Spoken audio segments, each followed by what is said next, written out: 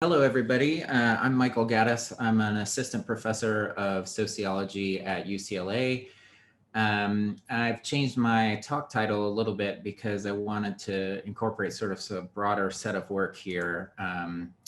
And so today I'm going to be talking about using correspondence audits to examine discrimination. And I'm going to give you sort of an extended example on racial ethnic discrimination in housing.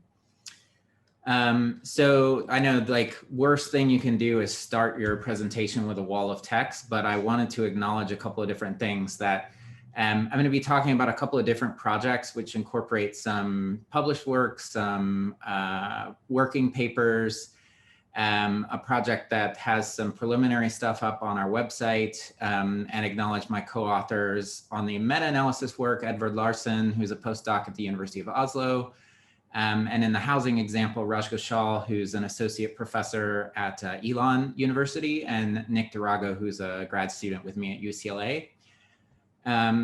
So I'm going to give you a little bit of an outline here to guide us through what I'm going to be talking about. So first, I'm going to give you just sort of a brief overview of correspondence audits, talk about what they are and why we need them. I'm going to talk about how we signal race and ethnicity in correspondence audits. So for those of you that saw my talk about 5 weeks ago with this group, you've seen some of that work. And then give sort of a little bit of a sneak preview of some results from a meta-analysis I've been working on and talk about what we've learned about racial ethnic discrimination from correspondence audits. And then in the second part, we'll dive more deeply into a specific research project looking at housing discrimination. I'll give some overall results, talk about some of the geographic implications, and then hopefully if we have time, I'll talk about a survey experiment supplement that we did as well. Okay, so just so that we're on the same page in terms of thinking about discrimination, probably not a big deal with this group, but as many of you probably know, in the early 2000s, the National Academies convened a panel to think about racial discrimination broadly and came up with this quite nice book that inside they define discrimination as differential treatment on the basis of race that disadvantages a racial group. And so I'm going to talk a little bit more later about the idea of the treatment and the idea of the disadvantage. So I want you to keep that in mind a little bit. And so in this book and in the literature more generally, there's discussion about measuring discrimination via the use of surveys and interviews, using secondary data as a residual analysis and correspondence audits. And obviously there's other ways to think about discrimination too. But these are sort of the more classic methods that people have used. And I know that we're going to see a lot more stuff about more cutting edge things later today.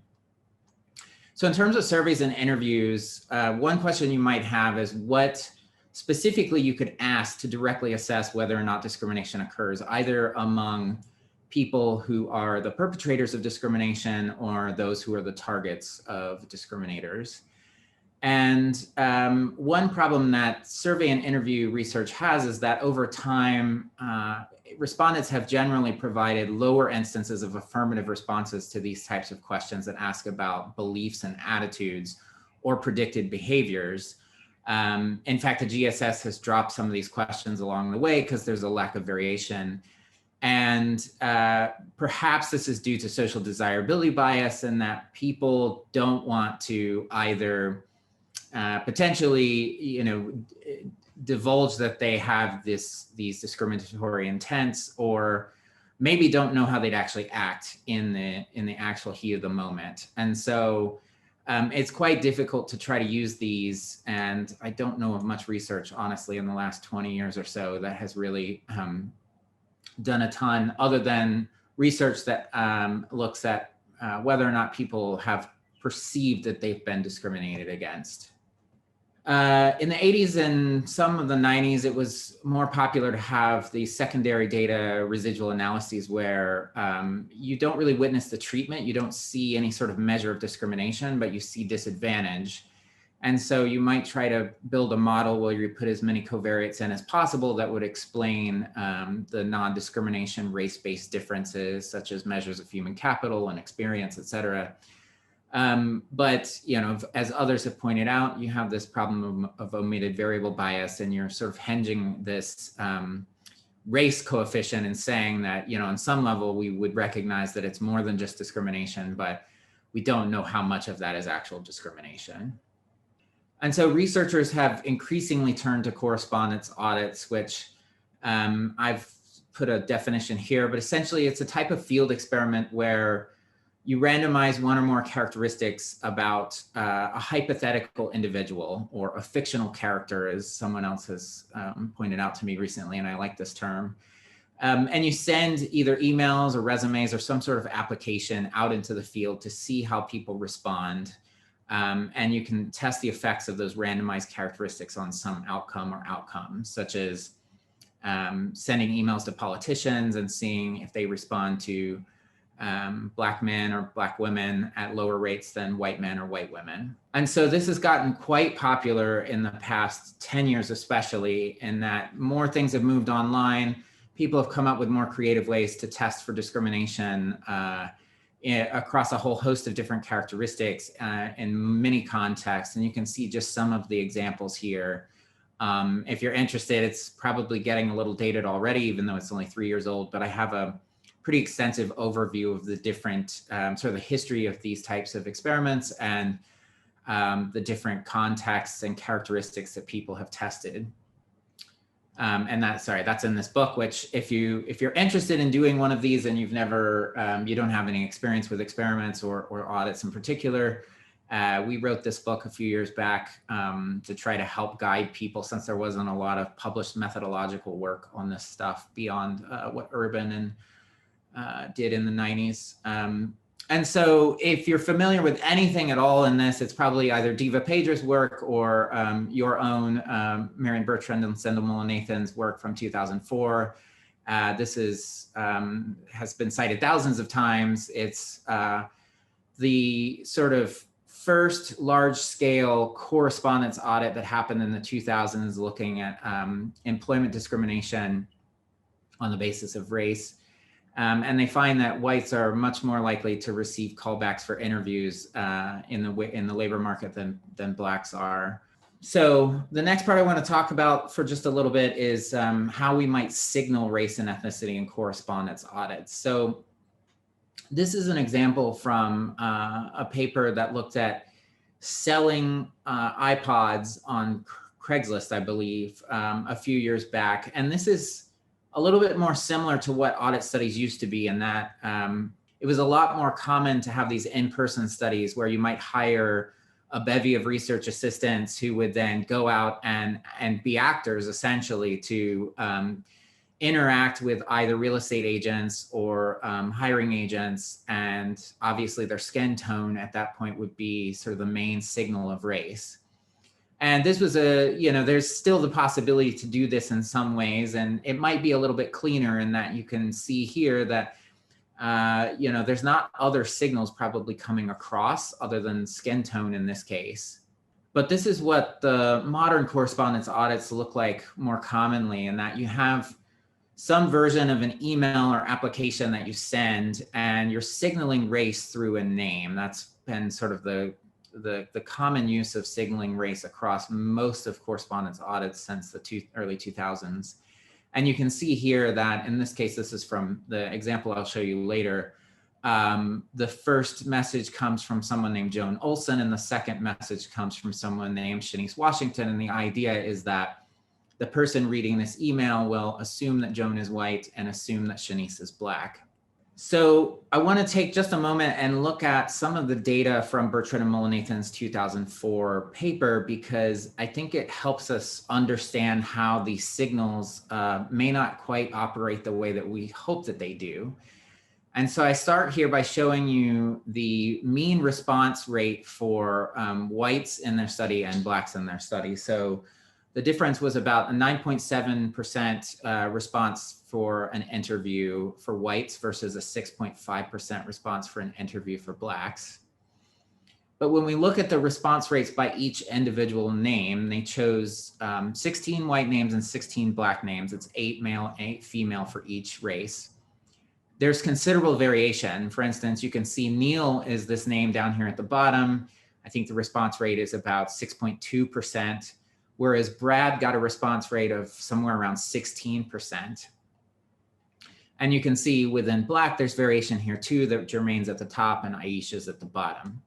So we can think about what might have happened if Bertrand and Mullainathan had chosen half as many names that just happen to be clustered together. So I've left the study means up here, but you can see that with this set of, I've just split it by half. Of course, I picked ones intentionally, not randomly.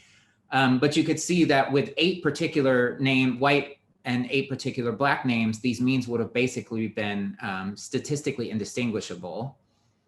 And even worse, we can actually align it so that we pick 2 female names and 2 male names for each race, so that in this study with Anne, Emily, Greg, and Neil as the white names, and Jermaine, Ebony, Leroy, and Kenya as the Black names, Bertrand and Mullainathan would have actually found that Blacks were slightly favored in the labor market. And that would have completely changed, I think, our body of research on racial discrimination that came after this study, because I think it might have been maybe a little more of an issue that people would have picked at, saying there must be something interesting happening with these names. And so that's something that I've done in recent years, and thinking about what exactly these names are signaling to people when they see them. And I use Justice Potter's quote about pornography in the Supreme Court case from the 70s, and that he explained pornography as we know it when we see it. And it seems that researchers for a long time have assumed the same thing about racialized names, that we see a Black name, what we might call a Black name or use as a Black name in a study, and we can all sort of agree that we know that that's a Black name. And when you dive into the literature here, fewer than about 1 in 5 studies of these correspondence audits actually use any sort of pretest to see whether or not people perceive names the way they expect them to. And when they do, they're often small sample sizes or college students. And so I think there's a big concern here in that we're not actually treating these studies as scientifically as we could. And so you don't need to look at the specific lines here, but what I'm going to show you is a series of survey experiments that I've conducted to try to understand how people perceive different names, and how we might be able to use a better system of picking names and understanding how we're sending these signals. And so this is a list of, I believe, 80 white names that have been used in either correspondence audits or similar survey experiments to convey race. And the green lines indicate white names that have been matched with a Black last name. The red lines are white names with a white last name, and the blue lines are that there's no last name. And in these survey experiments, I would provide respondents with a series of names that were randomly assigned to them, and ask them to just tell us what race they think that person that has this name might be. And you can see that for probably, I don't know, 80 to 90% of the white names with a white last name, these red lines, 90% or more of the respondents said that they thought that person was white. You can see at the bottom some of these names: Cheyenne, Maxwell, Mayor, Irvin, Chloe, perform less than about 80%. So they're the types of names that if you had done this in advance, you would know it's probably a bad idea to use these names to signal a white person in an employment or housing audit. And here's what the Black names look like. So the first thing I think that should probably strike you at first is that there's a lot more variation here, and that about 40% of the Black names, when matched with a Black last name, less than 80% of the respondents were actually identifying that name as Black. And so some of these names at the bottom have been used in audit studies: Bria, Sadie, Kayla, Lyric, Jasmine, to signal an African-American person applying to a job or sending an email. And we have to wonder if the rates of discrimination in those types of studies that use those names might be somewhat depressed, because on some level, some of the respondents aren't reading those names as belonging to someone who's Black. I have some other work examining how social class plays into this. I'm not going to show anything from that, but you can look at the slides and go to my website to find some of the work on that, as well as immigrant generational status. So particularly for Hispanic and Asian names, people don't just read that this person is Hispanic or Asian, they read that this person may be either a first-generation immigrant or maybe they've been here for a while. And so when we look across a body of studies, so this is about 35 studies, different studies. And so the blue circles are employment studies. The sort of pinkish brown circles are housing studies, and the green are public services, so emailing politicians or bureaucrats of different types. You can see that even among the study types, there's huge variation. So each of these points represents a different name response rate from a study. And so you can see pretty wide variation, even within race and gender, in that something is happening that when we send these signals, there's a disconnect, that sometimes these names hit and people see them as white and sometimes they don't. But I think a bigger question here is like not just the racial signals, but class, age, and maybe other signals that we haven't even tested for that could come through via these names. So I'll return and sort of recap that in a minute, but I want to wrap up this first part by talking about more broadly what we've learned about racial ethnic discrimination from audits, and give you just a quick look at a prior meta-analysis looking at racial discrimination in employment audits. And so this is from Proceedings of National Academies of Science. Lincoln Quillian, Diva Pager, and colleagues wrote this paper and looked at the different discrimination rates across studies from dating back to the early 70s until about 2015. And their main finding here was that in general, racial discrimination has not changed.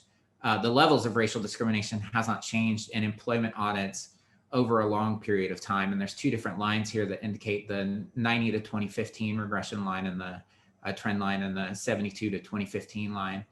And you know, we might think that moving from in-person audits to correspondence audits might have affected this.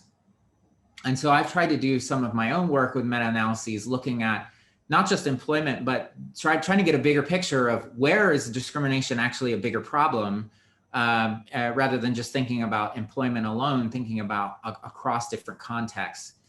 And so this work is from about, I don't have the sample size here, but I think this is about 60 different correspondence audits that have occurred since Bertrand and Mullin-Nathan's employment audit. And this is just a variance weighted least squares regression model showing the predicted discrimination ratio. So the higher this ratio goes, the more discrimination against Blacks there are in a particular context.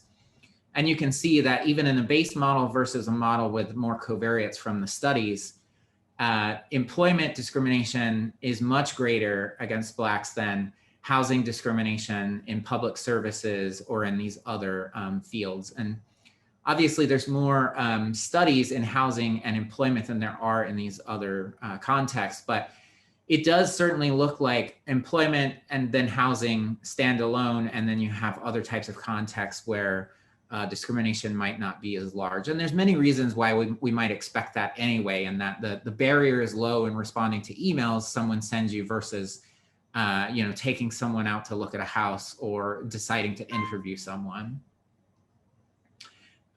Sorry, there should be, yeah. And then when we look at the white Hispanic results, sorry, when we look at the white Hispanic results here, you can see a similar pattern, although there are much fewer studies. I think there's only about 22 data points in this analysis. And so the estimates are much less precise, but you can see that there's potentially a similar pattern emerging here, that as we get more studies looking at discrimination against Hispanics across these contexts, we might have a better idea of what this looks like. Okay, so that's my whirlwind tour of part one. We talked about what correspondence are.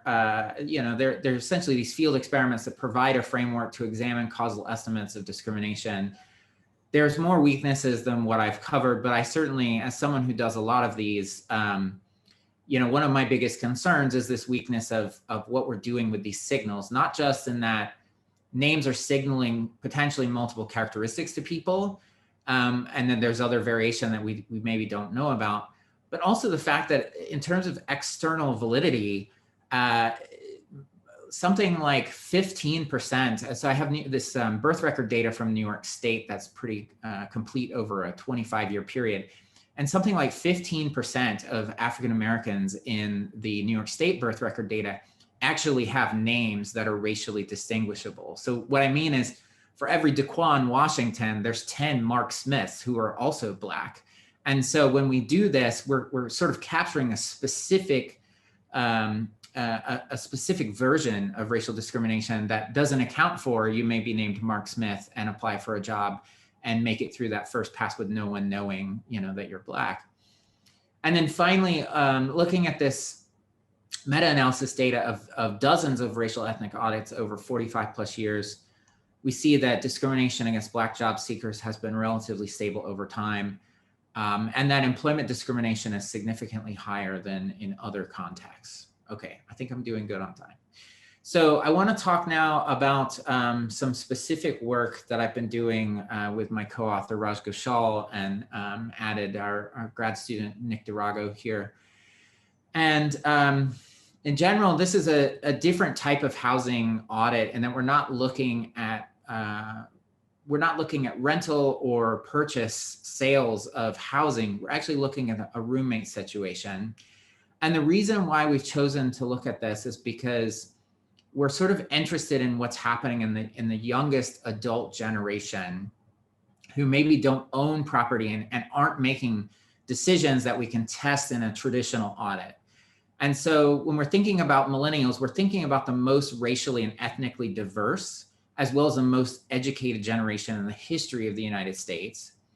And there's been a lot of research and media reports that talk about millennials as this post-racial group that we might expect that they're not going to exhibit the same sort of racial tendencies that older generations do. And we do have survey data, that's one thing we do have among millennials, that show that they have lower levels of prejudice compared to other generations. And there's a lot of work, particularly some really interesting work out of political science that's come looking at differences in prejudice and the relationship to political beliefs.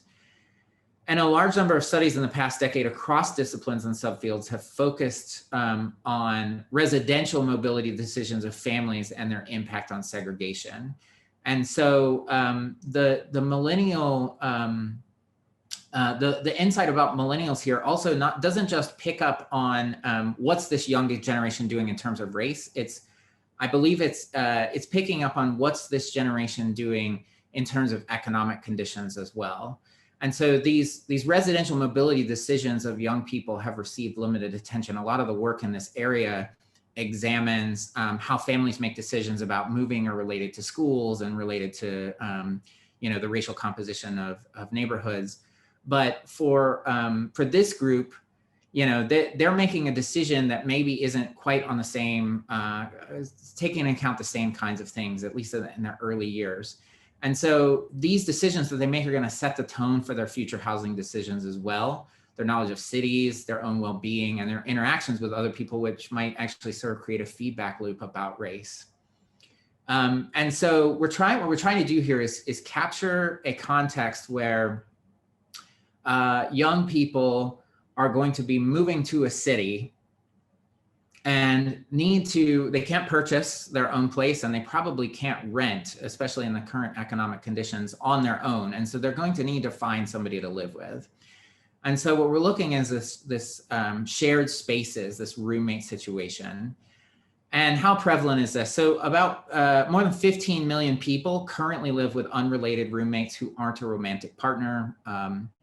And approximately approximately about 8% of the US population aged 21 and older. People in their 20s and 30s, especially those with a college degree, are more likely to live with roommates. And that group accounts for about 2/3 of all people currently living with a roommate. So for this growing demographic, the roommate search process and the subsequent living arrangements that they have are an important part of the lived experience that might influence segregation. Sorry, I skipped a slide there.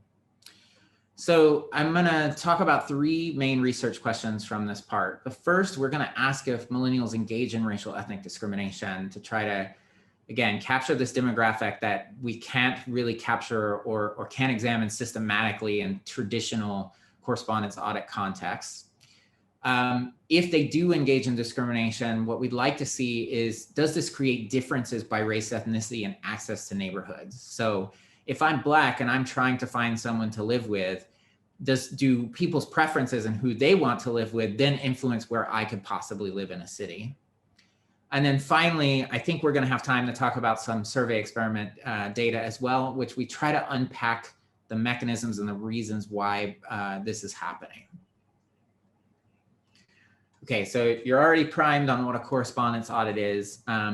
Beyond this context of sort of expanding what you can look at with correspondence audits and thinking about different types of housing and targeting millennials, one interesting thing here is that there's a much lower barrier to response here compared to even other types of housing audits. So in this scenario, we email people who have posted an ad on Craigslist looking for a roommate.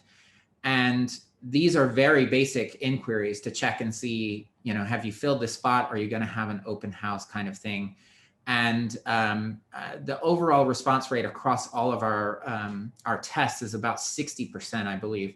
And so, rather than employment audits where you're getting about, an 8 to 12% response rate, you're getting a much higher response rate here. And so these differences, you might not expect to actually see much difference here since the response rate is so high. The barrier to respond is low. So like any other type of audit, we have to do similar things to set it up. We've got to select our names. We've got to create some Gmail accounts. We respond to roommate wanted ads across 3 major US metro areas, Boston, Chicago, and Philadelphia. We send over 4,000 emails total. So each ad that we select gets 3 different emails from different racial ethnic combinations I'll talk about in a second. Our email is very basic. You saw a preview of it earlier, but it just shows that the person is interested in finding out more information. And it gives some background that this person's in their young 20s. They're college educated and they just got a job in the city. So they're trying to move soon to find a place to live so that they can start their job soon. And then unlike some of the other contexts for audits, we can get this geographic information, and that it's very common for people who are posting these ads to post the location in terms of cross streets, and we can translate this into a census tract. And in many cases where we didn't have that information initially, we sent an email from a 4th account to try to get some of that information and fill in the missing data here. So you probably shouldn't be surprised that we thought very carefully about signaling race in this audit, and so we used a bevy of data from the New York State birth record data, from some survey experiment data, and from census last name data to come up with some names. And overall, we have 8 different categories which capture a combination of race, ethnicity, and immigrant generational status. Some examples of these names, for instance, Joan Peterson to signal a white woman, Tyra Booker to signal a Black woman. You can see here the combinations of Sarah Singh and Michelle Huang versus Neha Shah and Jia Chang. So combining different types of first and last names to try to signal not just race and ethnicity, but immigrant generational status too. And I'm happy to talk a little bit more about that in the Q&A in terms of the survey experiment work, what we found from that. So in this audit, one thing to keep in mind here is that this is not going to be obviously a random sample of neighborhoods or housing units across a city, but it is a random sample of what's available on Craigslist. And so one initial question you might have here is, what types of housing, what types of roommates in terms of what neighborhoods that they're in are we responding to? And you can see here in Boston, obviously, it says the size of the stars indicates the number of ads we responded to in that particular census tract. And then the darker the census tract gets on the map, the greater the non-white percentages in that census tract. So it's not that all the ads are clustered in white, predominantly white only areas, although they are more heavily weighed in that sense, that people in, obviously, and this is Boston, people in the higher minority neighborhoods, there just don't appear to be more people posting these types of ads looking for roommates. So obviously the sample is not a random sample, but as you can see, this is Chicago, a little more racially clustered in white areas, and this is Philly.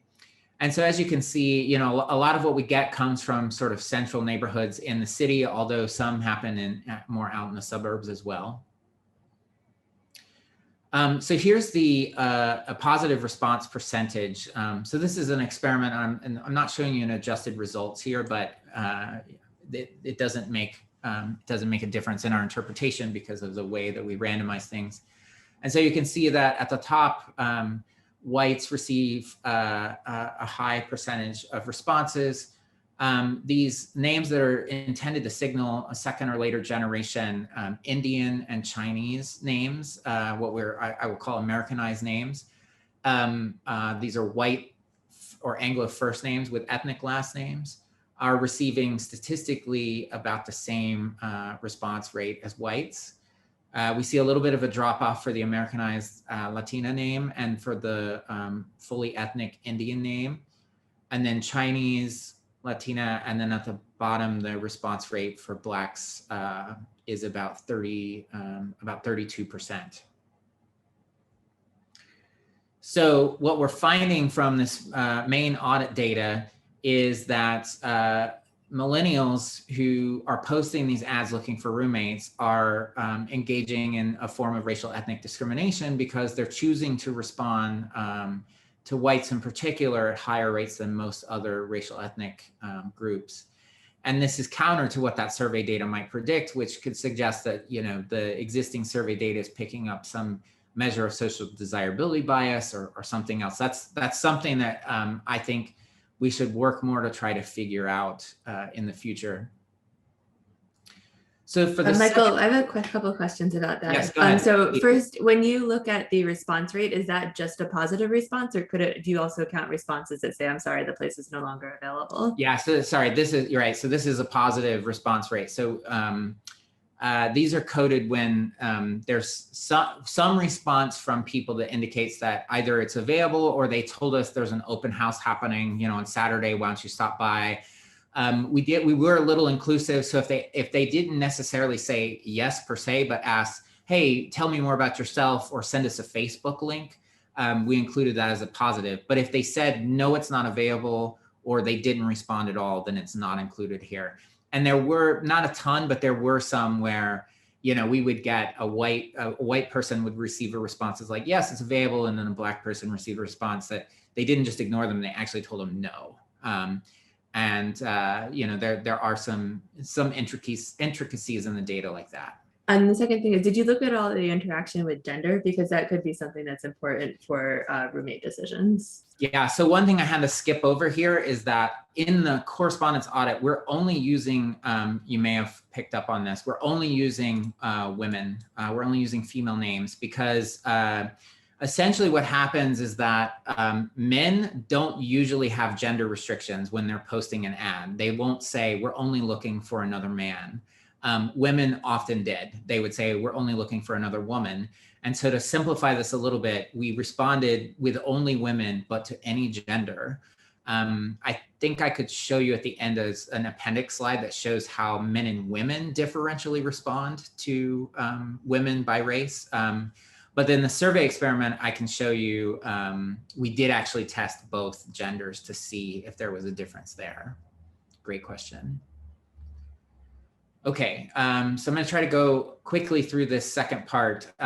So the next question we have is whether or not these response rates, these differential response rates actually mean something in terms of the neighborhoods that people receive responses to. And so quickly what we did was take some SES data from the ACS 3-year estimates and some crime data that's a composite of FBI Uniform Crime Reporting Database and some other stuff. And then we divide within city census tracts into quartiles of each variable. So whether or not you were in this census tract was in the top quartile of, say, unemployment or poverty, crime, education, income. And so I'm going to show you a logistic regression. So this wipes away the discrimination that occurs because Now we're only looking among people who received responses. What's the likelihood that they received a response in one of these types of census tracts? And so, sorry, so I'll show you a bigger version. So model 1 is telling you whether or not they were in the lowest quartile census tract in terms of unemployment. And so these are odds ratios. And so Black roommate seekers were less likely to get a response in the lowest level of unemployment census tract. So these are all sort of desirable characteristics. 2 is in terms of low poverty, so they were less likely. 3 is high education, so they were less likely. 4 was high median household income. And then there's nothing happening in the lowest quartiles of crime. This is violent crime, property crime, and total crime. And you can see there's a few things happening here with Latinas, and then a positive coefficient here for the American Chinese, but it's at the P less than 0.10 value. But mostly this is a story about segregation impact, the type of response is sort of segregating Blacks into they're not able to get into the most desirable census tracts. This flips it, and now we're looking at the likelihood that you were in the least desirable census tract. So now we're looking at high unemployment, high poverty, low education, low median household income, high violent crime, high property crime, and high total crime. So you can see that's a similar story in that not only are the Black roommate seekers blocked from the best census tracts, they're more likely to be getting responses in the worst census tracts. And now crime is actually shows up as significant here too in terms of the highest levels of crime. Obviously, there's a story here about the people who are responding and the way that people are segregated into neighborhoods to begin with. That our hunch is what's happening is that Blacks receive responses from Black people who have posted looking for a roommate. Unfortunately, we don't know the race of the person who has posted or who lives in the current location. So that is a little bit of a tricky thing to get around and think about. But nonetheless, I mean, this is an experiment. And so if you are Black and you're looking for, trying to find a roommate situation like this, this is what is happening to whether or not it's about, the race of the person making the decision or not. This is sort of your availability of limitation of neighborhood choice. Matt, did you have a question? Yeah, sorry, Yeah, I did have a question. So yeah, based on the maps that you showed, it looked like a disproportionate number of ads were coming from predominantly white neighborhoods. Yeah. So while it's still discrimination, I'm wondering the extent to which your results are reflecting like in-group biases. Yeah. Right? Yeah. So I guess that's kind of what you're getting at here. Yeah, I mean, I certainly think that is part of what's happening, right? I mean, the argument I make to you is like, I think one thing people see from this research is like, this is a choice, right? People want to live with people that are like them. But I mean, you could also, it's not that big of a leap to take that back to like an employment context, right? And like Lauren Rivera's work sort of points this out, that what happens is people want to feel like they are going to be around other people that are like them, either culturally or, on some characteristics. And so this has an impact, right? And in this case, I think what the geographic results are showing us that it's not just that, it's harder for you to find a roommate. Maybe you have to send more emails. Maybe, you're going to get in not your ideal situation. It's that you're going to right off the bat, you're going to be in a neighborhood where, there's more crime happening. There's probably fewer resources around you. Maybe your commute time is going to be longer.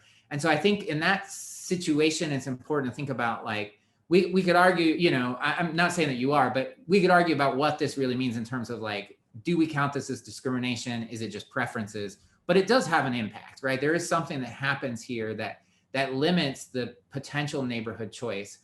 And one thing we want to do next with this is work on a simulation, because our experiment doesn't express any preferences, right? Real people would express preferences. And maybe if you're Black, you would say, I don't want to live in, this kind of neighborhood. And so you make preferences. And so it'd be interesting to see how real people's preferences then layered on top of this within a simulation then change this even more. So let me try to quickly get through the survey experiment because I think it's important. So what we wanted to do then is what you often can't easily do with a correspondence audit is try to understand, why is this happening, right? What sort of things do people think about a person that leads to these disparities?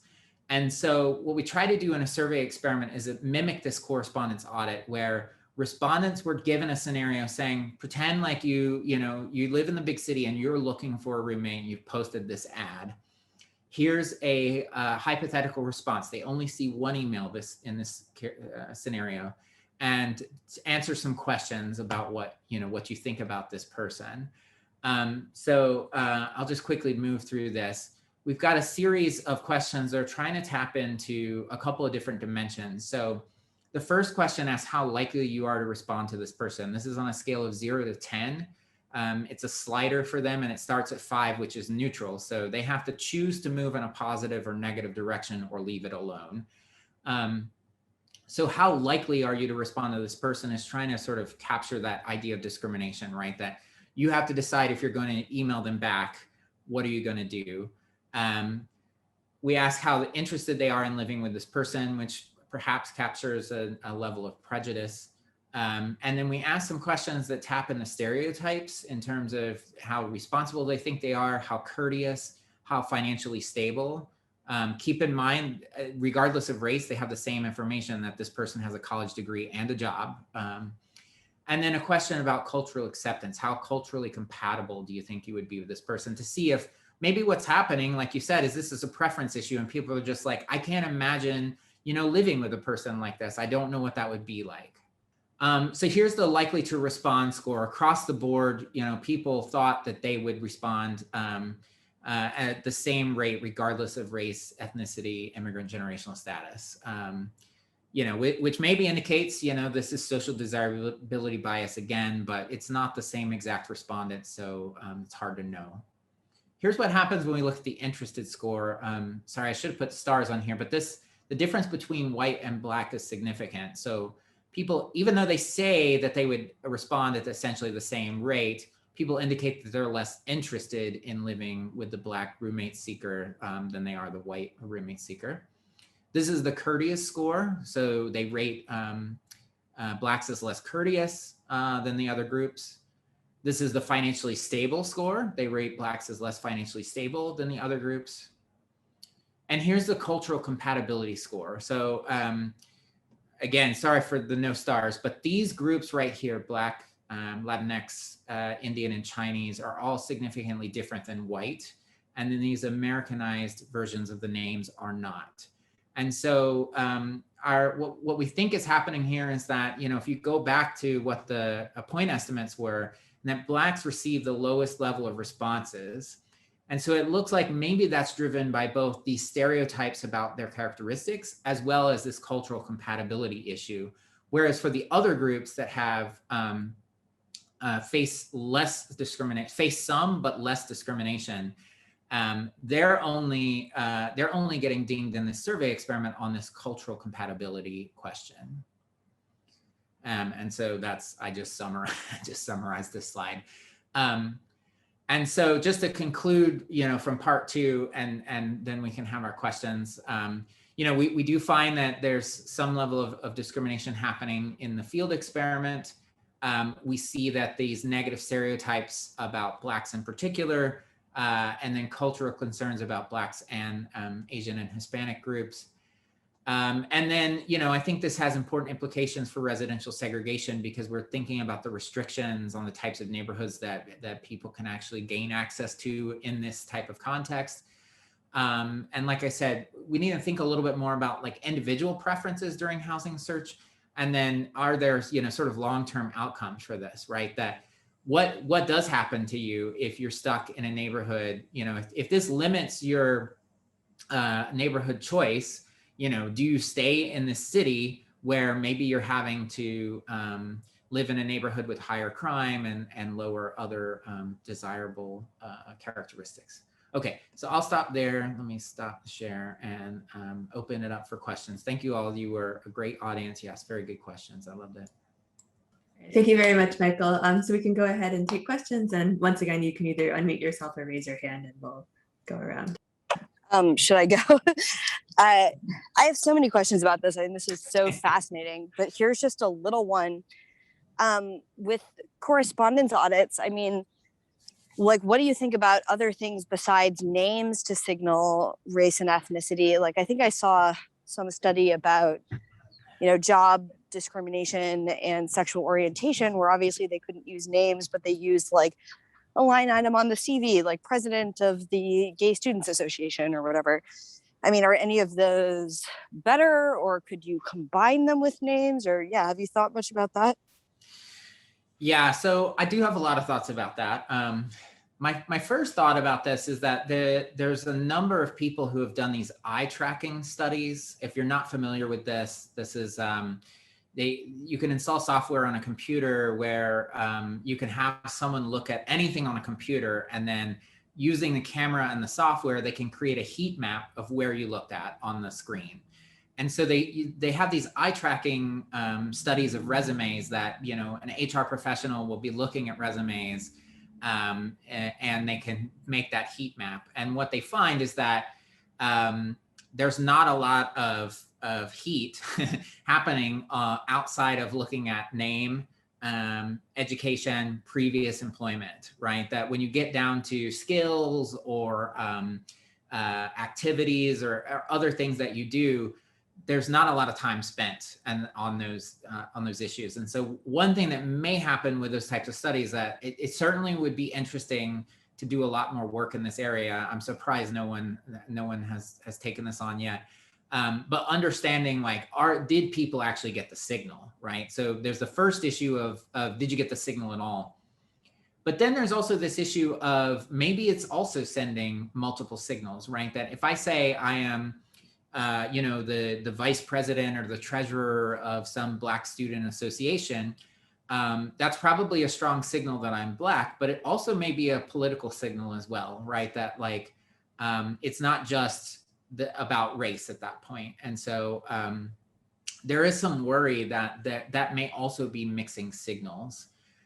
This is something that's come up in many different ways, and that, in Europe, there's been some experiments to examine what happens if you anonymize resumes. And I'm working on a paper with a European co-author about this because there's some unintended consequences that happen there, that there's other ways to figure out race then. And so maybe that disadvantages, like people who go to HBCUs in particular. And also, the other, I think another issue here is that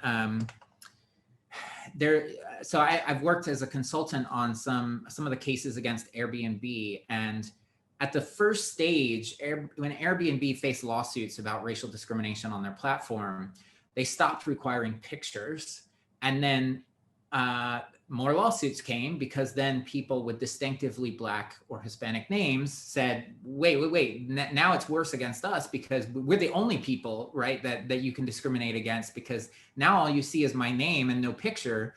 If my name is Daquan Washington, I can't ever rent anything on Airbnb. And so, Airbnb really wanted to try to like sidestep this as much as possible. And I was a consultant on these cases, but, it doesn't really stop it, because, an individual can then say, okay, well, you can, we can have a conversation, but I'm not going to let you book with me until I have some more information. Right. And so eventually this does come out. And so I just, this question is sort of twofold, in that your primary question was, how do you send other signals? But there is this hidden question in what you're asking. And then it's like, how do we stop this? Right. And like many of the ways that we thought about doing this actually end up backfiring. Caitlin, thank you. So interesting. Sorry, yeah. Did you have another question? No, that's all right. Okay. Someone else can take a turn. I think Lincoln has his hand up as well. Hi, Michael. Sorry, you guys can hear me, right? Yep. Yeah, I started to turn my camera on, and you probably saw the back of my room here, which is, I realize now I don't have the right camera plugged in for you guys to see me. But anyway, Thanks very much for this, Michael. That was really interesting. I especially found the results about the kind of neighborhood stuff interesting. One kind of question I just wanted to ask about the graph that compared across the different kind of domains, the level of discrimination is in that, I was just wondering too if it what the outcome was, or if it might make sense to think about that in terms of both domain and outcome, level of discrimination, since as you probably know, at least in the studies that are focused on housing, the level of discrimination varies a lot depending on the specific outcome that people focus on in the housing literature. More subtle forms of unequal treatment, there looks like there's much higher discrimination, at least in modern studies, than kind of very overt declinations, which were common in the old studies, but are infrequent in modern studies. Likewise in employment, so there you have a fairly standard kind of outcome that's used by lots of studies, callback. But if you do look at the handful of studies that go all the way to job outcomes, it looks like you get a lot more discrimination if you go all the way to the job outcome than if you just look at the callback outcome. So I was wondering if what outcomes you were using here, if you thought about breaking this down by both kind of domain as well as by the specific outcome, within particular domain. Yeah, that's a really good question. So what you see right now is it's all based on sort of the first stage of response based on whatever it was in the study, which is pretty common within the same context at least, right? And so that's one thing, is that your takeaway could be that, oh wow, discrimination is much worse in employment than any other context. But I do think that part of the explanation here is that it's about the investment, right? In that, like I said, if you're, so let's take higher education, for example. All of those studies are someone emailing either a guidance counselor or an admissions officer or some bureaucrat, essentially, who's then, just saying, like, answering some basic questions, right? And so public services, higher education are sort of on the same level of the type of response, that it's very easy, right? Just like in our roommate study, it's very easy to just, hopefully you even have sort of a standard form response that you have to these emails if this is something you get a lot. The medical's a little different because sometimes these are more basic and sometimes they're actually trying to schedule an appointment. You can see from the confidence intervals that there's also much fewer studies here. So in some ways, the sort of tiered system here makes sense, in that employment is there's a lower response rate overall, and there's more hinging on that, right? That if you're going to only interview a couple of people, you're going to be more discriminating in multiple dimensions. Whereas for the housing rental, these are all correspondence audits. So those are, a little more involved, but they're still usually just sort of emails to a landlord. And then, like I said, the bar is lower. So yeah, I think there's a lot to do here, and like thinking more about how to unpack this and what it really means. And yeah, I didn't have enough time to talk about this. If you don't know, Lincoln has a lot of he's the only other person really that's done meta-analyses on this stuff. And I could only scratch the surface on some of his work, but there's a lot of other great work that you should look up if you're interested in this. Thank you. Great. Matt has a question. Yeah, hi. Can you actually go back to that slide? Because I was actually, my question was sort of about that. So yeah, I think it's really interesting to compare the magnitudes across different contexts. And as you pointed out, for employment discrimination, like that seems to be much higher against ethnic minorities than any other type. And so, I was trying to think about the reasons for why this might be true. And maybe part of the story is the amount of contact that you have with a particular individual. So you would think that the nature of the employment transaction is you're working with this individual, and in addition to that, you're actually paying the individual as opposed to receiving payments, right? And so you tend to see a higher sort of amount of discrimination there.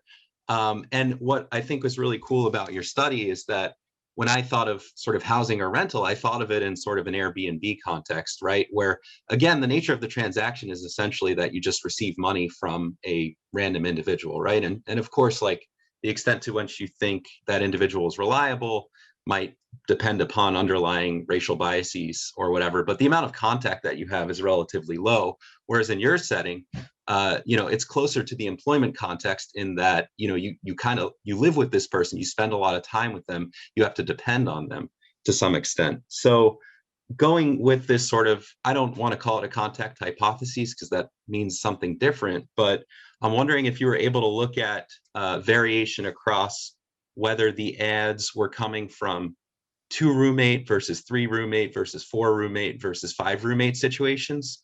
The idea being that if you're just looking for 1 additional roommate, then that's going to have a much larger you might expect more discrimination there than if you're adding on a 6th roommate to like a big house, right?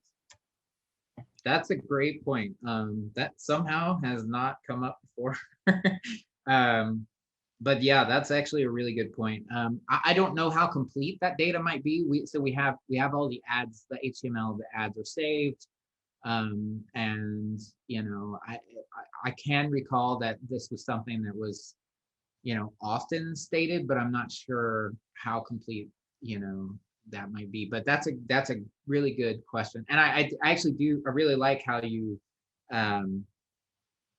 I like how you frame this as how much contact, and sort of how, not just how much effort is put into the context in this slide, but how much contact you're actually having with a person, because, obviously, like housing, the roommate scenario and the like contacting a landlord are quite different. And I should state too, you had mentioned Airbnb. In this figure, that's actually under other, because there's only a few Airbnb type studies in the US, and I felt like these were different enough from a normal housing rental situation. I guess it's actually surprising that you might think, based on your quote unquote new contact hypothesis, we can call it, that it could be it's certainly more intimate to stay in someone's house in a short-term Airbnb type rental than it is to rent from a landlord. Obviously, you can sort of do more damage in a shorter period of time, and so that might be a good way to think about dividing this up, is some other examination of how much sort of contact or something. Yeah, thank you. That's great. I like that. All right. Well, thanks again. It was a really interesting talk, and I really enjoyed all of the talks this morning. So thanks very much to all the speakers who participated, and thanks so much to everyone else who's been here asking great questions and making it a lively discussion.